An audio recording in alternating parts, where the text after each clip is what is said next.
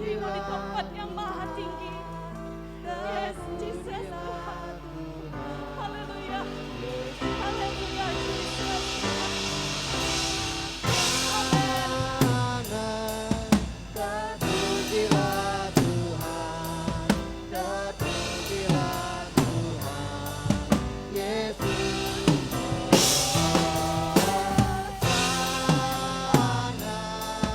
Terpujilah Tuhan, terpujilah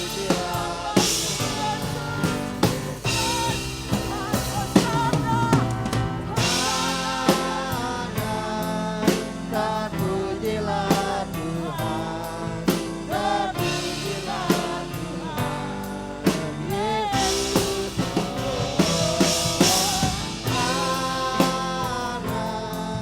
Terpujilah Tuhan, terpujilah Tuhan, Yesus. Terpujilah Tuhan, Yesus. Terpujilah Tuhan,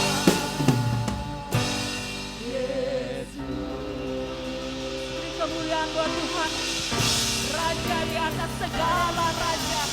Haleluya. Hosana bagimu Tuhan. Hosana bagimu Yesus. Haleluya, haleluya Jesus. Kami mengucap syukur Tuhan buat setiap keadaan kami Tuhan. Kami mengucap syukur Tuhan karena Engkau begitu baik Tuhan buat setiap kami. Kami bersyukur Tuhan. Oleh sebab itu Tuhan, kami ada di tempat ini. Kami mau memuji-muji Engkau. Kami mau meninggikan Engkau. Sebab Engkau Allah yang layak dipuji, disembah. Kami percaya Tuhan, urapan-Mu, hadirat-Mu Tuhan ada di tengah-tengah kami. Kami mau merasakan kasih-Mu lebih lagi Tuhan. Kami percaya Tuhan, apa yang kami perlukan, Engkau yang mencukupi. Engkau yang menyediakan. Terima kasih Yesus. Kami siap memuji Engkau. Kami siap terima berkat yang luar biasa daripada Engkau. Kami siap terima kemenangan yang daripada Engkau. Hanya di dalam nama Tuhan Yesus. Mari umat Tuhan yang percaya katakan amin. Haleluya. Haleluya, haleluya.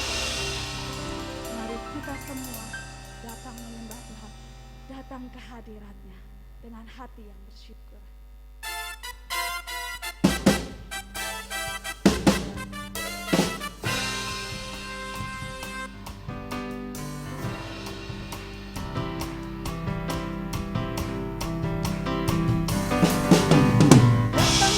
hadirat Tuhan dengan hati yang penuh sukacita.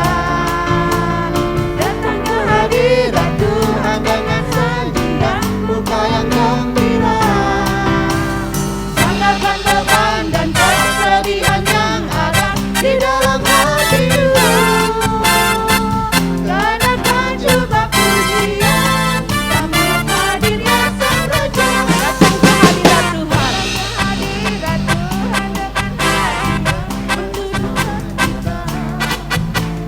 Datang ke hadirat Tuhan dengan senyum dan muka yang gembira.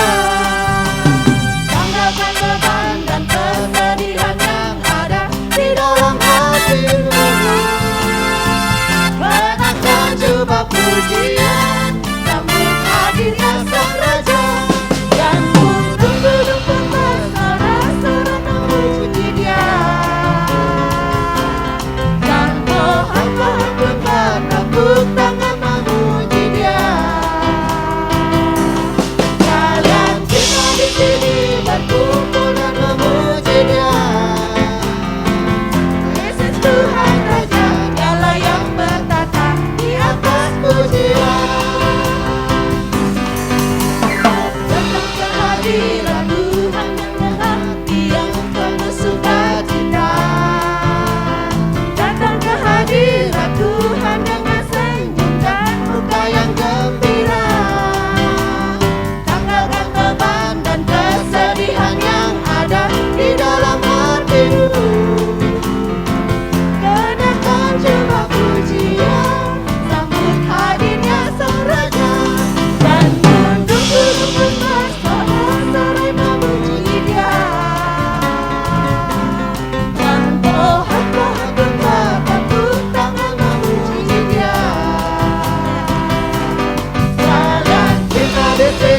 berkumpul dan memuji Dia.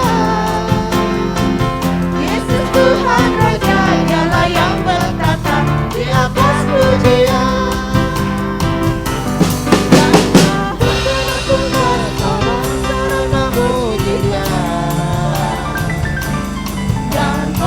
Mohon untuk bertepuk tangan memuji Dia. Sekalian kita di sini berkumpul dan memuji Dia. Yesus Tuhan Raja, Dialah yang bertata di atas pujian. Yesus Tuhan Raja, Dialah yang bertata di atas pujian. Yesus Tuhan Raja, Dialah yang bertata di atas pujian. Amin. Allah kita bertata di atas setiap puji-pujian yang kita naikkan. Allah disenangkan lewat puji-pujian kita, lewat penyembahan kita. Oleh sebab itu kita lebih sungguh-sungguh lagi memuji dan menyembah Tuhan. Sebab hidup kita untuk menyembah dan memuji Allah yang hidup. Yes Tuhan, kami siap terus Tuhan untuk memuji dan menyembah Engkau. Haleluya Yesus. Terima mendengarkan firman-Mu Tuhan. Layakan setiap kami Bapa. Buat kami terus Tuhan. Layak di hadapan. Terima kasih Yesus.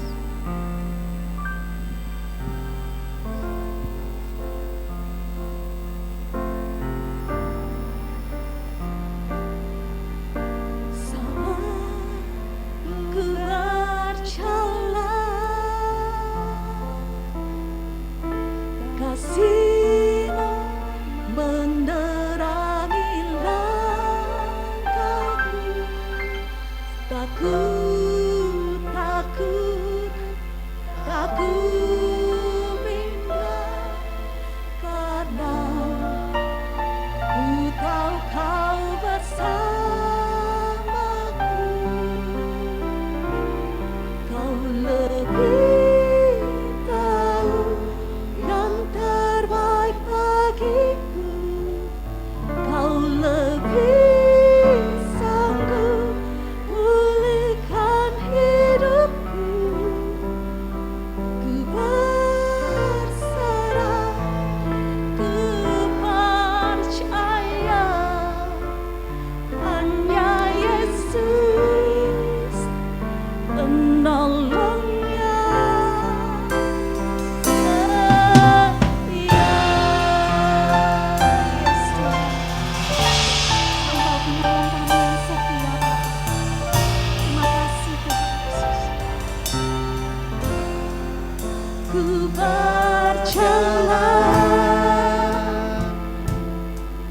kasih-Mu menerangi langkahku. Takut, takut, takut bimbang, karena ku tahu Kau bersamaku. Kau lebih tahu yang terbaik bagiku.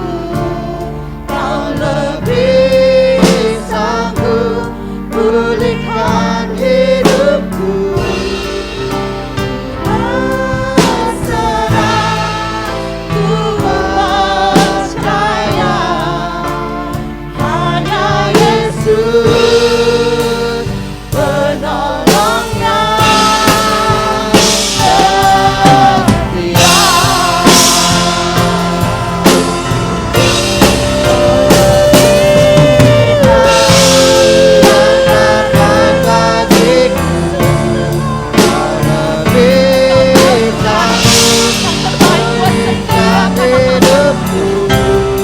Kami percaya Tuhan, kami berserah Tuhan, berserah penuh padamu Tuhan, karena Engkau yang sebab hanya Menolongnya.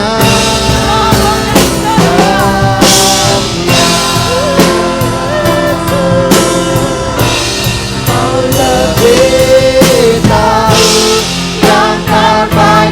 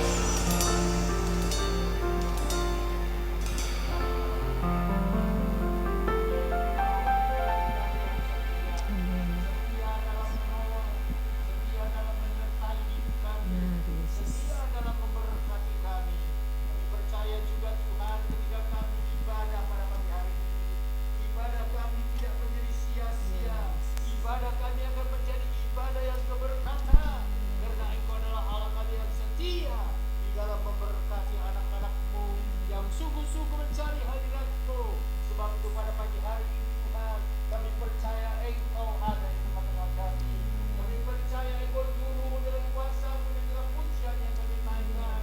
Oh, kami percaya Tuhan kuasa-Mu Engkau turunkan kepada kami Bapa, sehingga ketika kami mendengarkan firman-Mu, kami percaya Tuhan, kami akan dikuatkan kembali, kami akan dilengkapi kembali, dan kami akan hidup kemenangan di dalam Engkau. Terima kasih Bapa.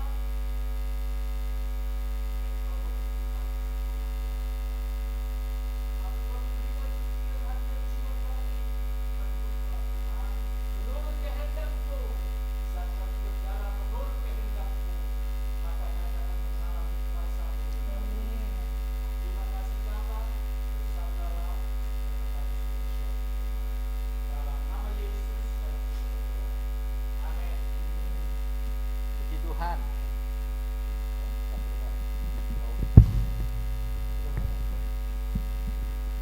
Oh, mati.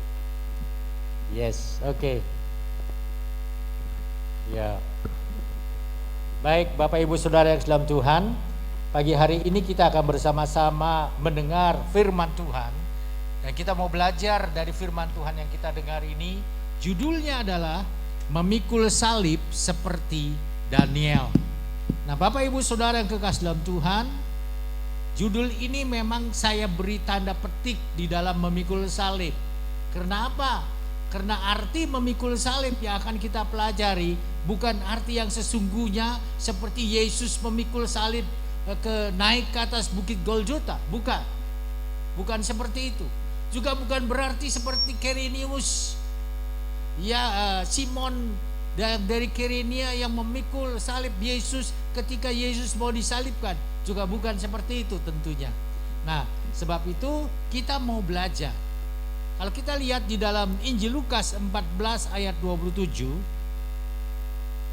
Injil Lukas 14 ayat 27, Bapak Ibu bisa melihat dari tayangan yang ada di atas ini, mengatakan demikian. Barang siapa tidak memikul salibnya dan mengikut aku, ia tidak layak menjadi muridku. Firman Tuhan dengan jelas berkata, barang siapa tidak memikul salibnya dan mengikut aku, tidak layak menjadi muridku. Kita mengerti bahwa sebagai orang yang beriman kepada Yesus, saudara dan saya adalah menjadi murid-muridnya. Apakah itu anak kecil, apakah itu orang dewasa, apakah itu mereka yang sudah lanjut usia, sepanjang kita mengiring Yesus, namanya kita adalah murid-murid Yesus. Tetapi ada persyaratannya. Dan salah satunya Yesus berkata, barang siapa tidak memikul salibnya, tidak mengikut aku. Jadi kalau kita mengklaim diri kita, kita menyatakan diri kita adalah murid Yesus, tetapi kita tidak memikul salib yang nanti kita pelajari apa yang dimaksud memikul salib di sini, kita tidak layak di hadapan Tuhan. Dan sesungguhnya kita tidak mengiring Tuhan, cuma semuanya katanya murid Yesus, katanya memikul salib, katanya orang beriman. Saudara, yang namanya katanya itu tidak akan mengalami kuasa pertolongan Tuhan di dalam hidupnya. Kalau saya dikatakan sebagai katanya orang beriman, maka saya tidak akan mengalami mujizat Tuhan di dalam hidupku. Sebab itu saudara yang dalam Tuhan, kita mau belajar lebih jauh. Apa sih yang dimaksud dengan memikul salib di sini? Apakah kalau kita punya salib di rumah yang kita pasang, itu berarti kita memikul salib? Apakah kalau saudara memakai kalung yang ada salibnya, itu berarti memikul salib? Apakah kalau kita bawa bendera yang ada salibnya, itu berarti kita memikul salib? Tentu bukan itu yang dimaksud oleh Yesus. Saudara yang dalam Tuhan. Nah, kalau begitu apa? Saudara, kita sudah sering kali mendengar istilah memikul salib. Tapi seringkali kita tidak mengerti apa yang dimaksud dengan memikul salib ini. Tolong diklik ya. Ya, saudara yang dalam Tuhan, banyak orang Kristen yang salah mengartikan memikul salib ini seperti yang tadi saya katakan. Kalau di rumahnya ada salib, berarti memikul salib. Kalau dirinya pakai kalung salib, berarti memikul salib. Ya. Saudara, bukan seperti itu. Saudara yang dalam Tuhan, bahkan ada yang berpendapat, ini yang unik, ya, yang kira-kira kelihatannya pendapat yang rohani, tetapi sesungguhnya belum seperti itu. Setiap kesulitan yang dihadapi oleh orang yang mengikut Yesus, setiap kesulitan yang dihadapi oleh orang yang beriman kepada Yesus, itu adalah memikul salib. Barangkali dulu kita pernah berpikir begitu, atau sampai sekarang masih berpikir begitu. Kalau ada masalah di dalam hidup kita, kalau ada kesulitan di dalam hidup kita, kalau kita tidak merasa berbahagia, kalau kita merasa sedih, oh itu sedang memikul salib. Saya sering kali mendengar orang Kristen berkata seperti itu. Benarkah memikul salib seperti itu? Saudara yang dalam Tuhan, jawabannya tentu saja tidak. Kenapa? Kenapa tidak? Bukankah betul seperti itu? Tidak, saudara. Kenapa? Karena kalau kita lihat, ya, tolong diklik lagi, bahwa yang namanya kesulitan itu ada beberapa sebab. Ya, ini nggak tahu kok jadi kuning ya, biasanya nggak kuning, apa kena penyakit kuning ini itunya ya, jadi kuning semua kelihatannya. Ya saya nggak ngerti nih. Kalau dulu waktu saya masih ngajar pakai seperti ini, kalau warnanya kuning atau merah itu biasanya kabelnya bermasalah. Ya. Nah ini nggak tahu ini dari mana ini. Biasanya nggak seperti ini kok, nggak kuning begini. Ya. Nah, Bapak Ibu Saudara,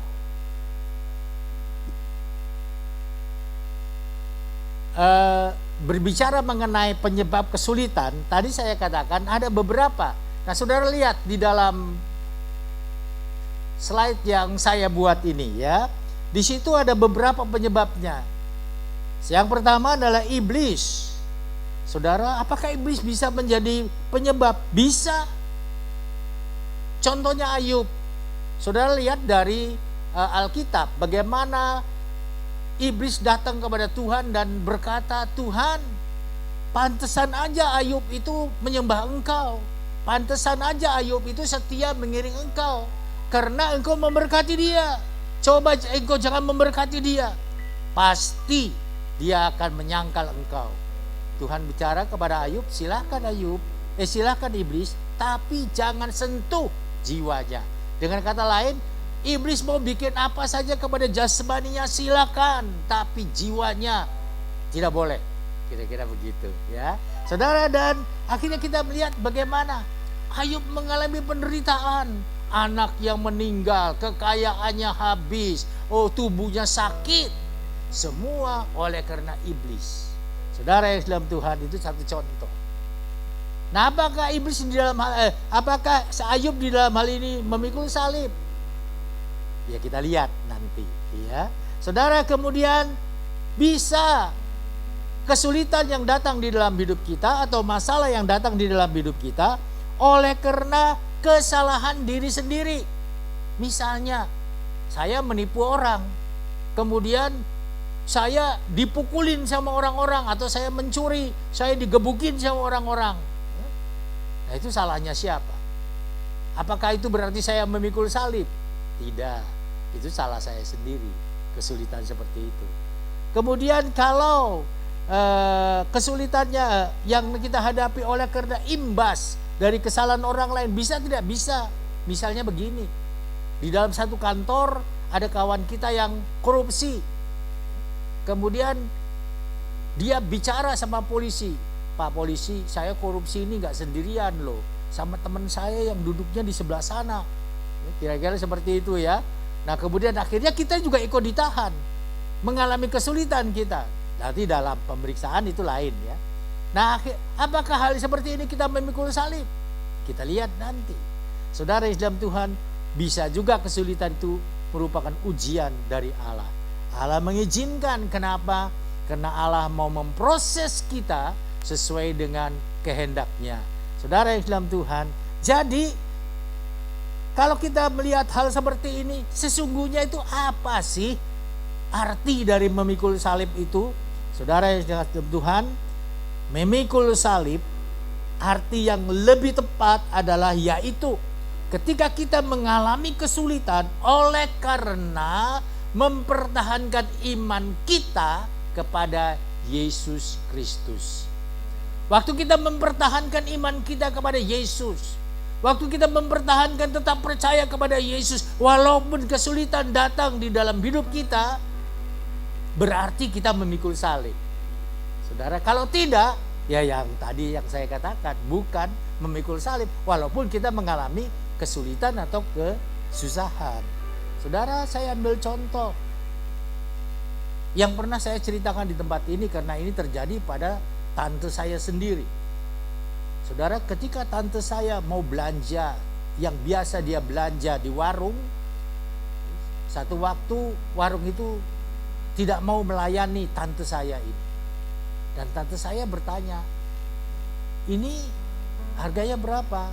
Nggak dijual. Ini nggak dijual. Ini loh, biasanya saya beli dari sini tapi sekarang nggak dijual. Saudara di dalam Tuhan, kenapa? Rupanya orang itu tahu tante saya itu percaya kepada Yesus, sehingga dia mengalami seperti itu. Dia terpaksa harus pergi ke tempat yang lebih jauh lagi, padahal usianya sudah cukup lanjut, sehingga dia pergi ke sana dan dia beli di tempat yang lain.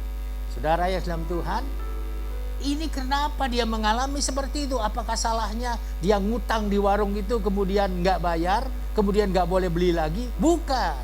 Oleh karena apa? Imannya kepada Yesus. Saudara, kalau yang seperti itu artinya memikul salib.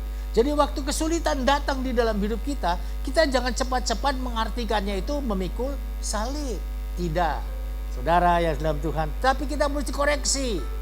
Kalau itu oleh karena kesalahan sendiri, perbaiki kesalahan itu. Kalau itu oleh karena imbas kesalahan orang lain, sabar. Karena pada saatnya kebenaran akan muncul. Biasanya kebenaran itu munculnya pada akhir. Saudara, itu hal yang perlu kita lakukan. Nah, hari ini kita mau belajar dari Daniel. Coba kita lihat di dalam kitab Daniel 6 ayat 4 sampai Daniel 6 ayat, kita tidak baca semua ya. Perikop ini cukup panjang, jadi kita loncat-loncat bacanya. Daniel 6 ayat 4 sampai dengan ayat yang ke-12, loncat lagi ayat yang ke-14 sampai yang ke-17, hanya untuk mengingatkan saudara dan saya saja. Ya. Jadi kalau kita tidak baca semua bukan berarti kita tidak bisa mengerti firman Tuhan. Kenapa? Karena saya percaya bahwa kitab Daniel 6 ini sudah sering kali kita baca dan kita sudah mengerti, tapi hanya untuk mengingatkan kembali, itu saja ya. Coba kalau kita lihat di dalam ayat yang keempat dari Daniel 6, itu berkata demikian, maka Daniel ini melebihi para pejabat tinggi dari para wali raja itu, karena ia mempunyai roh yang luar biasa. Dan raja bermaksud untuk menempatkannya atas seluruh kerajaannya. Kemudian para pejabat tinggi dan wakil raja itu mencari alasan dakwaan terhadap Daniel dalam hal pemerintahan. Tetapi mereka tidak mendapat alasan apapun atau sesuatu kesalahan. Sebab ia setia dan tidak ada didapati sesuatu kelalaian atau sesuatu kesalahan padanya. Maka berkatalah orang-orang itu ketika tidak akan mendapat suatu kesalahan dakwaan terhadap Daniel ini, kecuali dalam hal ibadahnya kepada Allahnya. Kemudian bergegaslah para pejabat tinggi dan wakil raja itu menghadap raja serta berkata kepadanya, ya Raja Darius, kekalah hidup tuanku. Semua pejabat tinggi kerajaan ini semua penguasa dan wakil raja, para menteri dan bupati telah mufakat supaya dikeluarkan kiranya suatu penetapan raja dan ditetapkan suatu larangan agar barang siapa yang dalam 30 hari menyampaikan permohonan kepada salah satu dewa atau manusia kecuali kepada Tuanku ya Raja, maka ia akan dilemparkan ke dalam gua singa. Oleh sebab itu ya Raja, keluarkanlah larangan itu dan buatlah suatu surat perintah yang tidak dapat diubah menurut undang-undang orang Media dan Persia yang tidak dapat dicabut kembali. Sebab itu Raja Darius membuat surat perintah dengan larangan itu. Demi didengar Daniel bahwa surat perintah itu telah dibuat, pergilah ia ke rumahnya dalam kamar atasnya dan tingkap-tingkap yang terbuka oleh yang terbuka ke arah Yerusalem. 3 kali sehari ia berlutut supaya berdoa serta memuji Allahnya seperti yang biasa dilakukannya. Lalu orang-orang itu bergegas-gegas masuk dan mendapati Daniel sedang berdoa dan bermohon kepada Allahnya. Kita loncat ke ayat yang ke-14. Lalu kata mereka kepada Raja, Daniel,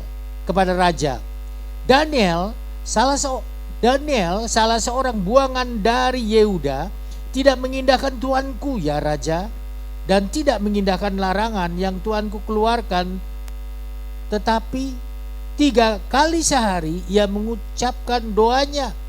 Setelah Raja mendengar hal itu, maka sangat sedihlah ia mencari jalan untuk melepaskan Daniel. Bahkan sampai matahari masuk, ia masih berusaha untuk menolongnya.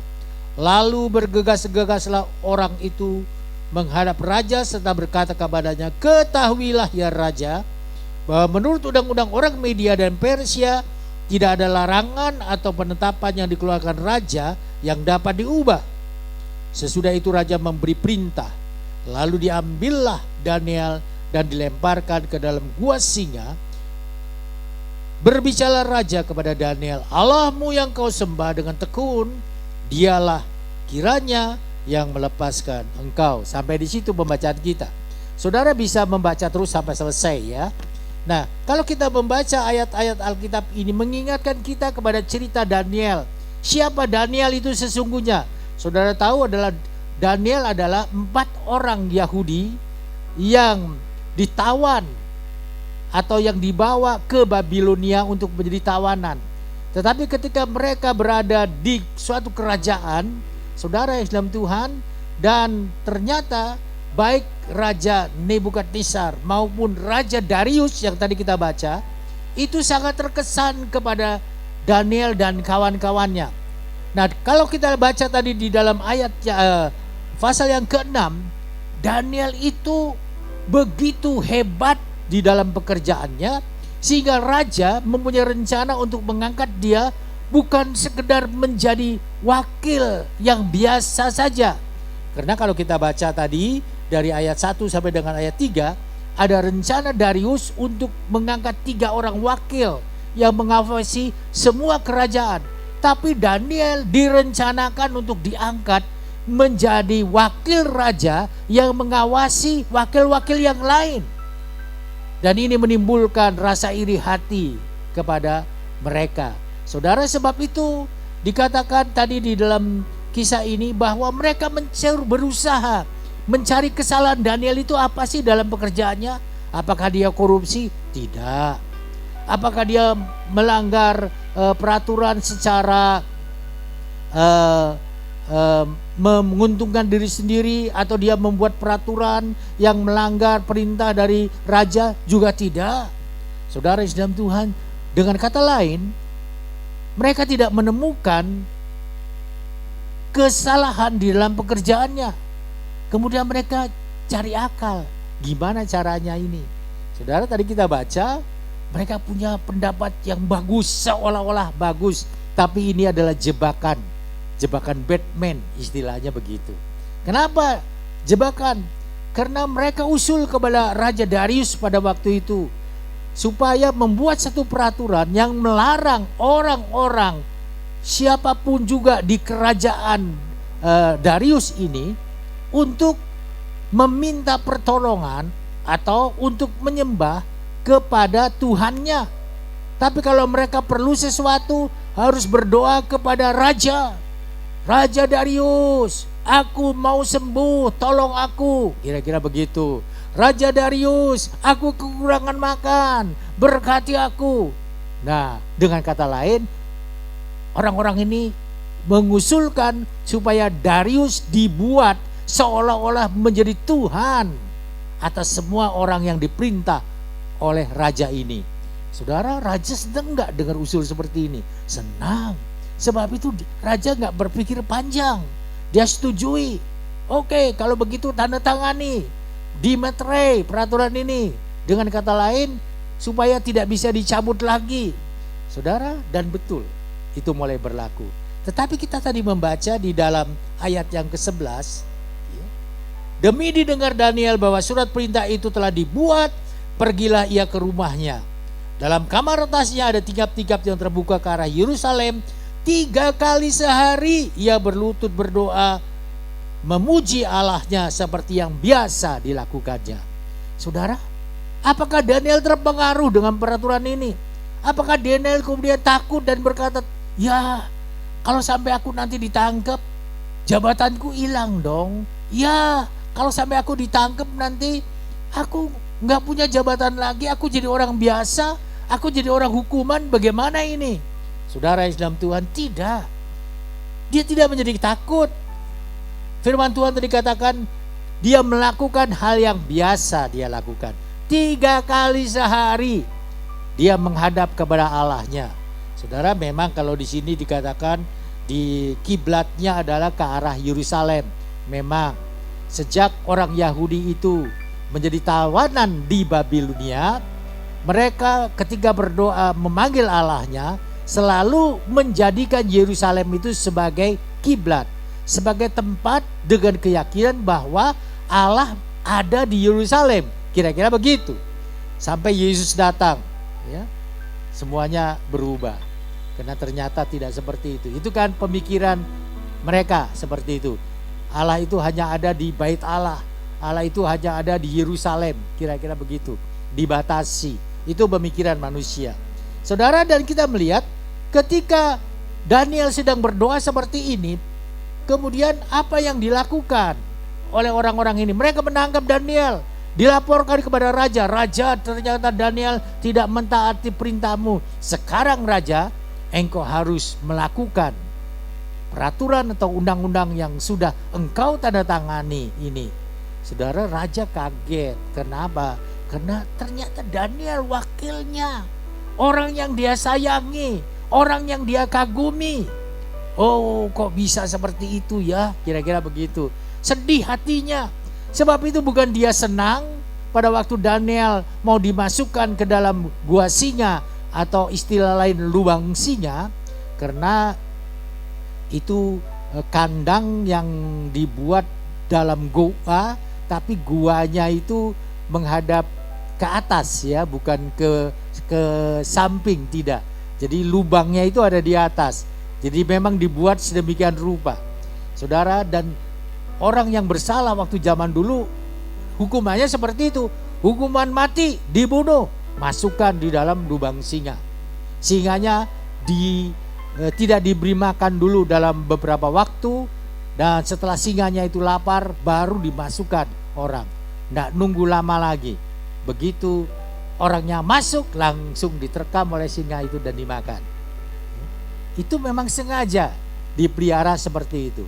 Saudara yang kekasih, dan kita melihat Daniel akhirnya dia harus dimasukkan ke dalam gua singa. Tetapi dalam cerita selanjutnya, dalam kisah selanjutnya, kita membaca dan kita sudah tahu bahwa Daniel tidak mengalami apa-apa. Pada waktu dia dilemparkan ke dalam singa, singanya itu diam aja. Seolah-olah Daniel ini bukan makanan yang enak untuk dimakan, sehingga jangankan dijamah, dicium juga tidak. Kira-kira begitu. Saudara yang kekasih, dan akhirnya Daniel selamat. Keesokan harinya baru raja kemudian datang ke gua itu, dan dia menutup lubang guanya. Dia panggil dari atas, Daniel, Daniel, apakah engkau masih hidup? Apakah Allahmu menolong engkau? Dan Daniel menjawab, ya Tuanku Raja, Allahku menolong, melindungi aku. Allahku mengirimkan malaikatnya sehingga aku tetap hidup.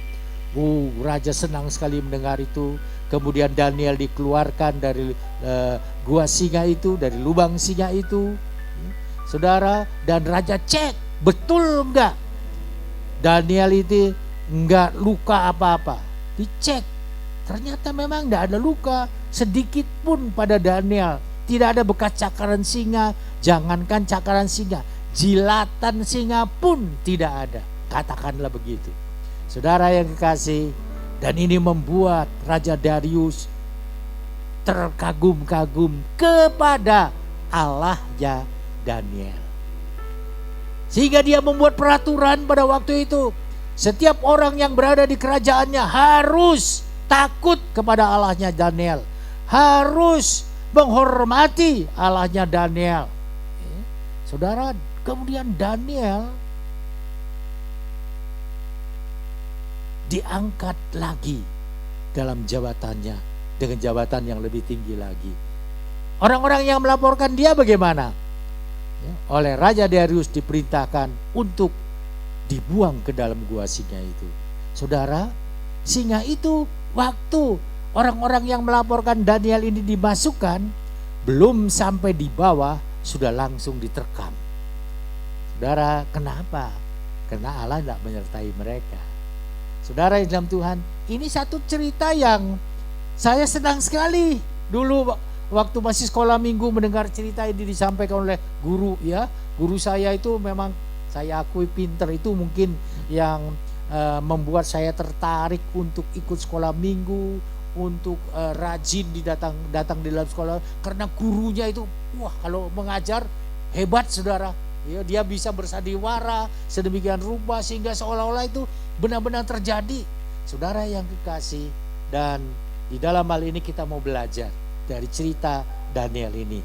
Saudara, kalau kita melihat hal ini, apa yang dialami Daniel waktu dia tetap teguh iman, itu apa sih? Nah, ada beberapa hal. Yang pertama adalah Tuhan menyertai dia. Kenapa Tuhan menyertai dia? Karena dia mempertahankan imannya. Tadi saya katakan tante saya itu waktu mau belanja di situ nggak bisa karena dalam rangka mempertahankan imannya. Apakah Tuhan tidak menyertai dia? Menyertai, karena ternyata warung yang lain itu mau memberikan kok sama dia, menjual. Apakah terus dia mati kelaparan karena nggak bisa beli? Tidak, tetap hidup. Saudara yang kekasih dalam Tuhan, jadi hal ini menunjukkan kepada kita, ketika kita mengalami kesulitan karena mempertahankan iman, jangan takut. Kenapa? Allahku, Allahmu menyertai kita. Saudara yang kekasih dalam Tuhan, kemudian apa lagi yang dialami oleh Daniel ini? Daniel mengalami mujizat Tuhan. Singa-singa yang kelaparan itu ternyata tidak menyentuh dirinya, tidak suka darahnya Daniel. Kira-kira seperti itu. Saudara yang kekasih dalam Tuhan, orang yang mempertahankan iman itu akan mengalami mujizat Tuhan di dalam hidupnya. Saya pernah bercerita kepada saudara bahwa seorang hamba Tuhan dari Bekasi pernah diundang di salah satu gereja di Tangerang ini, dan kemudian dia bersaksi bahwa gerejanya itu diserbu oleh masyarakat. Kemudian kursi-kursi gereja itu dikumpulkan menjadi satu. Dia mau melarikan diri tidak bisa, anak istrinya kok bisa lolos gitu ya, tapi dia tidak bisa. Ya sudah, anak istrinya udah pergi duluan, dia justru tertangkap, dia diikat. Ya, saudara, dan yang terjadi adalah dia dimasukkan ke dalam tumpukan bangku-bangku gereja itu, kemudian bangku-bangku gereja itu dibakar. Saudara, apa yang terjadi? Ternyata api membesar, besar, semuanya pergi melihat api sudah besar seperti ini. Mereka berpikir bahwa pendeta ini akan terbakar dan mati, kira-kira begitu. Tetapi apa yang terjadi saudara? Ternyata enggak itu. Pendetanya ada di bawah, kursi di atas terbakar, tapi kursi yang dekat dengan dia itu enggak terbakar. Saudara yang ke dalam Tuhan, dan akhirnya ketika api sudah padam, dia keluar dari tumpukan kursi itu dan orang-orang sudah pergi. Itu yang membuat dia bisa bersaksi kemana-mana. Kenapa dia dibakar? Kenapa gerejanya diserbu? Karena mempertahankan iman kepada Yesus Kristus. Saudara yang dalam Tuhan, dia mengalami mujizat. Saudara, kemudian juga apa akibatnya? Nama Tuhan dipermuliakan. Apakah kemudian gerejanya ditutup? Tidak. Saudara, ternyata yang memimpin penyerbuan gereja itu adalah pemuka masyarakat di sana. Dan apa yang terjadi saudara? Ternyata pemuka masyarakat itu satu waktu ketika hujan turun dia tersambar petir. Dia meninggal. Beberapa orang yang ikut membakar dirinya itu tiba-tiba sakit, macam-macam sakitnya. Dan keluarlah semacam isu. Ini mereka sudah melawan Tuhannya Pak Pendeta itu. Wah, berkuasa ini Tuhannya Pak Pendeta itu. Saudara yang dalam Tuhan, nama Yesus dipermuliakan. Waktu kita mempertahankan iman kita, sehingga kita mengalami masalah di dalam hidup ini. Sebab itu apapun yang terjadi dalam rangka kita ditawarkan sesuatu jabatan, dalam rangka kita ditawarkan suatu kekayaan supaya kita meninggalkan iman kita kepada Yesus, itu jangan kita lakukan. Memang kita seolah-olah pada saat itu merasa senang sementara saudara. Tetapi setelah itu kita tahu firman Tuhan berkata hanya orang yang percaya kepada Yesus, Yohanes 4 ayat 6, dialah yang diselamatkan. Saudara yang di dalam Tuhan, kenapa? Karena Yesus berkata, akulah jalan, kebenaran dan hidup. Dan ini harus kita terus imani di dalam diri kita. Nah saudara yang ke dalam Tuhan, dari peristiwa ini kita mengerti bahwa Tuhan tahu melakukan yang terbaik buat umatnya. Tuhan tahu. Jadi kita gak usah ragu-ragu lah. Pokoknya tetap beriman kepada Tuhan. Tuhan tahu kok apa saja yang menjadi masalah di dalam hidup kita. Tuhan tahu menolong kita dengan caranya. Yang penting jangan sampai iman kita itu luntur di hadapan Tuhan. Jangan sampai iman kita itu berkurang-kurang di hadapan Tuhan. Apapun masalahnya. Saudara yang kekasih, kenapa? Tuhan tahu yang terbaik. Tuhan tahu yang bagaimana dia harus melakukannya untuk menolong kita. Memang kadang-kadang dia biarkan hal itu terjadi karena memang dia memproses kita. Dia membentuk kita supaya iman kita itu lebih kuat di hadapannya. Saudara yang kekasih dalam Tuhan, kalau Allah mengizinkan masalah terjadi di dalam hidup kita sebagai orang yang percaya, pasti dia menguatkan. Percaya enggak? Kalau Allah mengizinkan pasti dia menguatkan. Kenapa? Karena dia tidak akan mengizinkan kita sesuai dengan firman-Nya memberikan pencobaan atau mengizinkan percobaan yang lebih besar dari kekuatan yang bisa kita tanggung. Itu jaminannya, itu imani. Kalau toh ada pencobaan datang di dalam hidupku, kalau toh ada masalah datang di dalam hidupku, aku percaya aku bisa mengatasinya, aku bisa menanggungnya, karena aku tidak menanggung sendiri, karena ada Tuhan yang menguatkan aku. Dan pada saatnya dia akan memberikan jalan keluar. Saudara baca di dalam 1 Korintus. Saudara yang ke dalam Tuhan, sebab itu kita mau tetap bertahan di dalam proses yang Tuhan lakukan di dalam hidup kita. Nah, sekarang saudara, kesimpulannya seperti apa?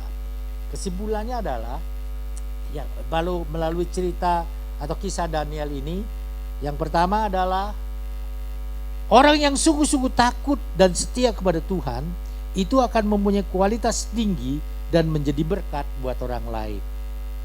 Apa betul seperti itu? Ya yang tadi kita baca. Coba saudara baca kembali di dalam Daniel 6 ayat 4. Maka Daniel ini melebihi pejabat tinggi dan para wakil raja itu. Daniel kualitas IQ-nya, kualitas kepintarannya itu melebihi para pejabat tinggi dan para wakil raja. Berarti dia menjadi orang yang terpinter. Kira-kira gitu ya, artinya kan begitu. Saudara, kenapa? Karena dia percaya kepada Yesus. Kenapa? Dia melakukan kehendak Tuhan. Apa kehendak Tuhannya bagaimana? Tidak meninggalkan Tuhan. Sehari 3 kali dia berdoa kepada Tuhan. Ini merupakan bukti bahwa dia tidak meninggalkan Tuhan. Tuhan tidak tinggalkan dan biarkan dia. Tuhan jaga dia sehingga dia bisa mempunyai kualitas lebih dari yang lain. Saudara, yakini itu. Beberapa kesaksian banyak yang kita dengar bahwa anak-anak Tuhan yang sekolah di luar negeri ataupun yang bersekolah di dalam negeri yang sungguh-sungguh. Kalau nggak sungguh-sungguh, ya salahnya sendiri. Yang sungguh-sungguh, mereka menjadi orang yang bagaimana? Diberkati Tuhan. Ketika saya belum menjadi pendeta, saudara, saya ikut ibadah dan kemudian saya kenal dengan seorang pemain keyboard dari satu gereja. Dia SMA yang sudah ujian dan kemudian belum ada pengumuman. Kemudian waktu saya tanya, gimana? Berhasil enggak? Berhasil dong. Kan belum ada pengumuman. Iya, masa anak Tuhan enggak berhasil? Karena dia yakin dia melakukan kehendak Tuhan di dalam dirinya. Dan betul, setelah pengumuman dia berhasil lulus. Saudara yang kekasih dalam Tuhan, Tuhan tidak akan meninggalkan. Ini yang paling penting ya. Kemudian yang kedua adalah dalam melakukan kehendak Tuhan, mungkin saja kita akan mengalami hambatan. Kita akan mengalami perlawanan dan kesulitan, tetapi Tuhan tetap menyertai kita. Sebab itu jangan pernah takut untuk tetap mengikut Tuhan. Saudara, kita harus mengerti bahwa hidup kita mengiring Tuhan itu merupakan kesempatan. Kesempatan untuk apa sih? Apakah kesempatan untuk cari uang? Kita memang harus cari uang dalam dunia ini. Karena firman Tuhan berkata, barang siapa malas jangan dia makan. Kalau kita jadi orang malas, kita hanya berdoa saja, Tuhan tidak akan turunkan beras dari langit di depan kita, tidak. Kita harus bekerja. Karena itu hukum yang memang Tuhan berikan kepada kita setelah manusia itu jatuh di dalam dosa. Saudara yang kasih, sehingga di dalam hal ini kita mesti sadar, hidup ini adalah kesempatan untuk memuliakan nama Tuhan. Nah, supaya nama Tuhan dipermuliakan, karena ini merupakan kesempatan, apa yang harus kita lakukan? Kita harus mencontoh Yesus sebagai contoh yang sempurna. Saudara, waktu Yesus berdoa di Taman Getsemani, dia sudah bisa rasakan tidak penderitaannya akan dia terima, memikul dosa manusia. Sudah, dia rasakan itu. Kenapa dia bisa rasakan itu ya? Karena pada hakikatnya Yesus itu Allah yang menjadi manusia. Saudara, sehingga waktu dia berdoa dia berkata begini, Bapakku,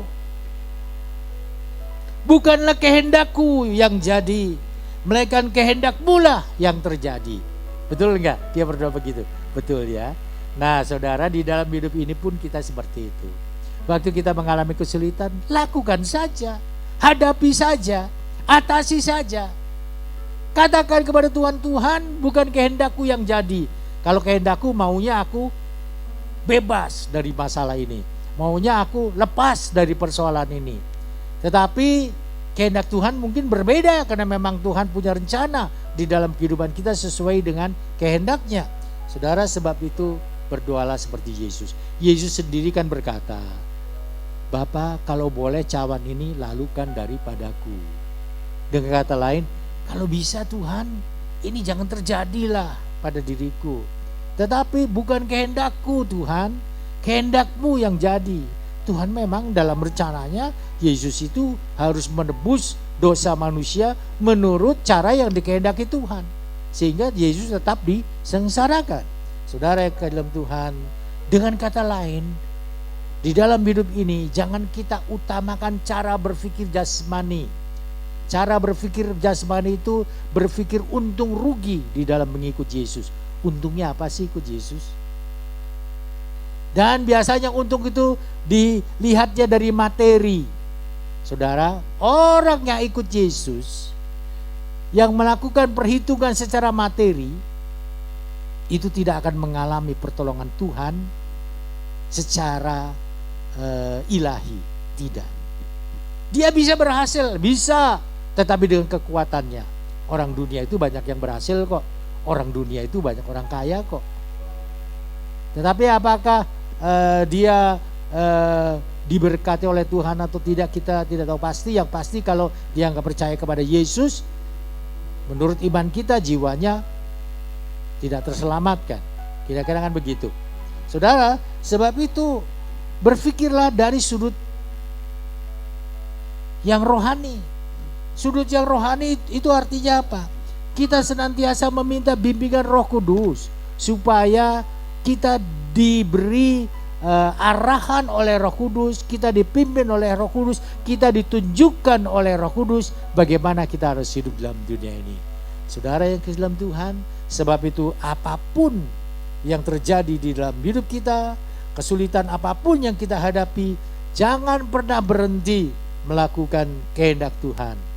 Tetap semangat sampai Tuhan Yesus datang yang kedua kali. Tuhan memberkati.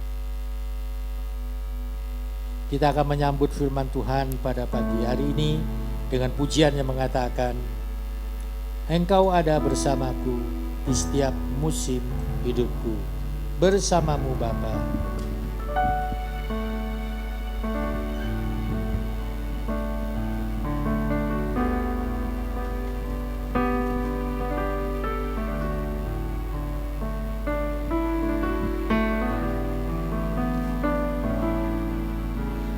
Engkau ada bersamaku di setiap musim hidupku, tak pernah ku biarkan ku sendiri.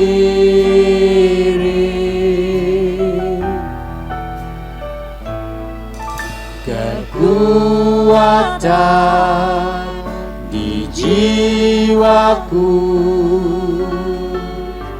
adalah bersamamu, tak pernah ku rasakan kasih-Mu. Bersamamu Bapa, bersamamu Bapa, ku lewati semua perkenananmu yang teguhkan hatiku. Engkau yang bertindak, memberi pertolongan,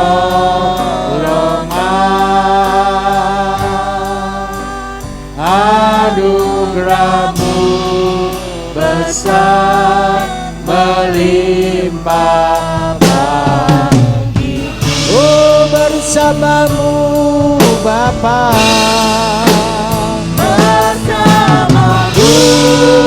Bapa, Bapa, ku lewati semua perkenananmu yang teguhkan hatiku.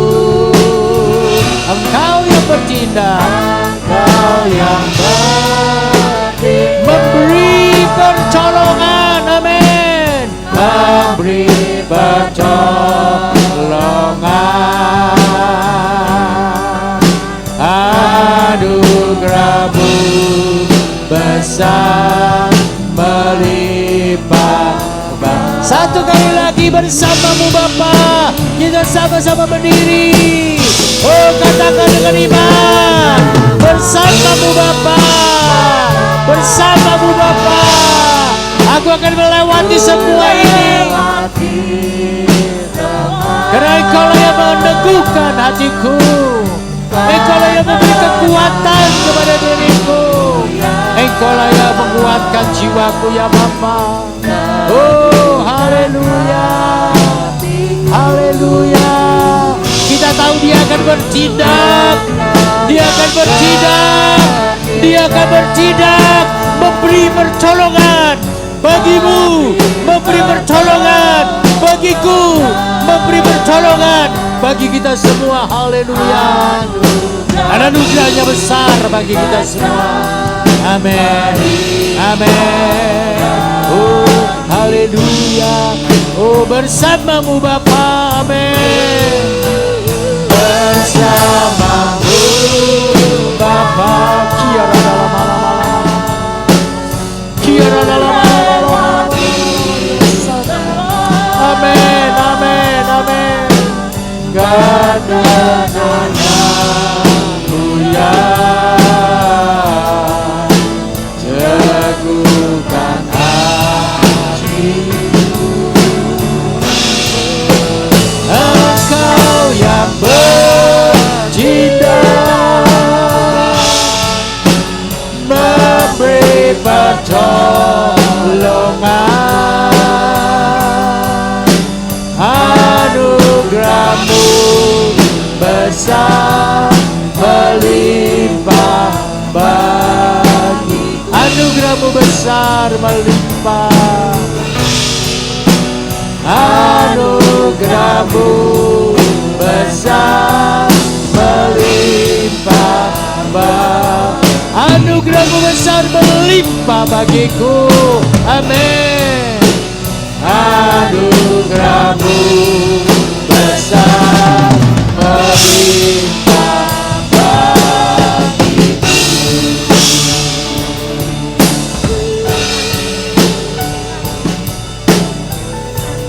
Dialah yang kami yakini dalam hidup kami Bapa.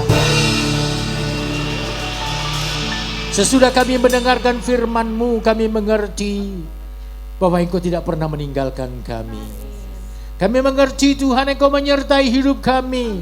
Engkau menyertai bukan sekedar menyertai, tapi Engkau menyatakan pertolongan-Mu di dalam hidup kami. Sebab itu Tuhan, kami percaya, oh, kami tidak mengiring kepada Allah yang mati. Kami tidak mengiring kepada Allah yang tidak berkuasa melakukan apa-apa. Tapi kami mengiring kepada Allah yang hidup. Allah yang berkuasa menyatakan pertolongannya di dalam hidup kami. Dan kami percaya Tuhan, berkat-Mu melimpah di dalam hidup kami. Bukan menetes, tetapi berlimpah Tuhan. Karena itulah janji-Mu buat kehidupan kami. Sebab itu Tuhan, tolong kepada kami supaya di dalam hidup ini kami mengutamakan cara hidup sesuai dengan kehendak-Mu, cara hidup di dalam menyenangkan hati-Mu, cara hidup berjalan di dalam kebenaran firman-Mu. Terima kasih Bapa buat firman yang kami sudah dengar, meteraikan itu semua supaya kami hidup berkemenangan di dalam Engkau. Dalam nama Yesus kami sudah berdoa. Haleluya. Amin.